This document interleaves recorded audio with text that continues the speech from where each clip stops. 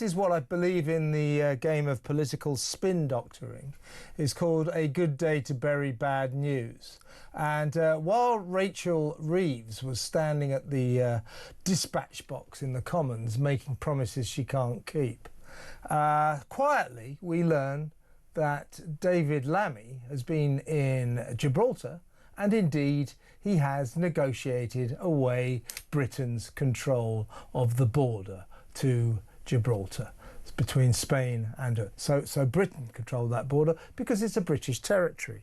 So if you're British, you could go straight in, basically. Now Lammy has quietly handed control of the British border to a British territory, to Brussels, to the EU. I call that, well, you can call that a betrayal of Brexit. I call it treachery to this country. These people, I mean, they are just ignoring Brexit. They're negotiating it away. They are pursuing their dream of being a part of Europe and trading away our territory, Gibraltar. It's outrageous. I mean, I don't understand why it was considered necessary. I'm not aware that there's been some huge problem with the existing arrangements. And all it does is give voters the impression that this government is hell-bent on diminishing Britain. That's what they seem to be out to do, to make us smaller, weaker, less significant. And I'm afraid I don't trust David Lammy. What the heck is he going to do next? You know, I can just see him over the next 3 or 4 years going round every bit of remaining British territory overseas and ceding it. And to make matters worse, perhaps charging the British taxpayer to divest that territory. It's just bewildering. It really is. He just keeps doing things which are obviously sort of virtue signalling, you know, sort of halo polishing. So, you know, I'm going to discuss later on with Jake Wallace-Simons this bizarre business of Britain sanctioning these 2 hawkish Israeli MPs, elected members of the Israeli government, you know, a very hard line on how they feel that the Palestinians should be treated. They want to stop aid. They want to rack up the aggression against them. You know, they've got a right to think that. And we've sanctioned them. We've suddenly just said, right, you're banned from coming to Britain.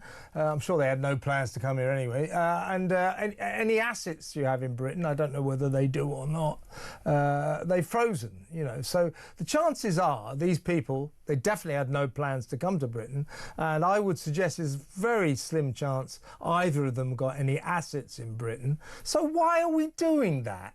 Why are we doing that? Because we have alienated in the process our 2 allies, Israel and America. America's furious about it. So you're right, Lammy goes round, you know, making these grand liberal left-wing gestures. Aren't I wonderful? Isn't Britain wonderful? Be kind, Britain, and all that.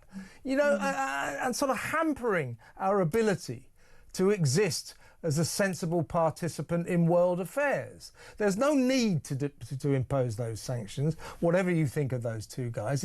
Absolutely, if you didn't impose those sanctions, nobody would notice the difference. And there's no need to negotiate away Britain's control of the Gibraltar border. Why are we doing this? I mean, you know, we have had control of that border always. So why suddenly they were going, oh, well, it's much easier for the people of Gibraltar. Well, why didn't they do it before? Why didn't they do it 50 years ago? Why didn't they do it 100 years ago? I mean, you know, why? Why is he doing this?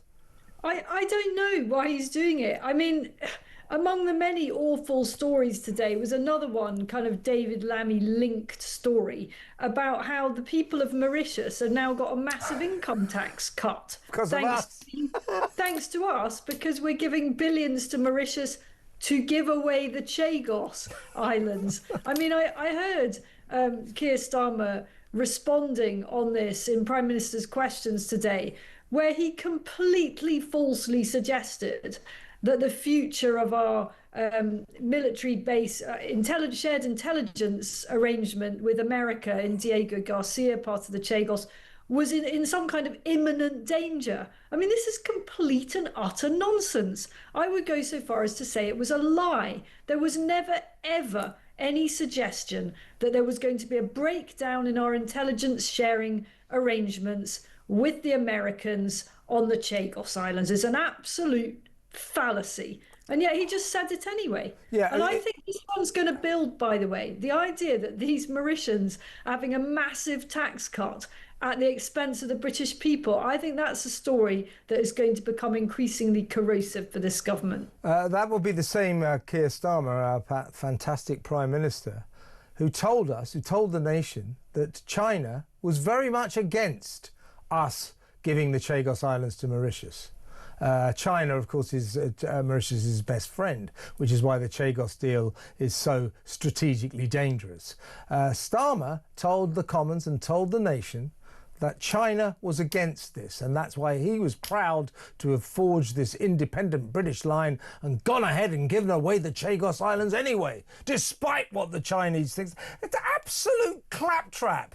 The Chinese are thrilled that their best friend, Mauritius, has got control of these very strategic islands that we, for some reason, just gave them. They're just lying to us.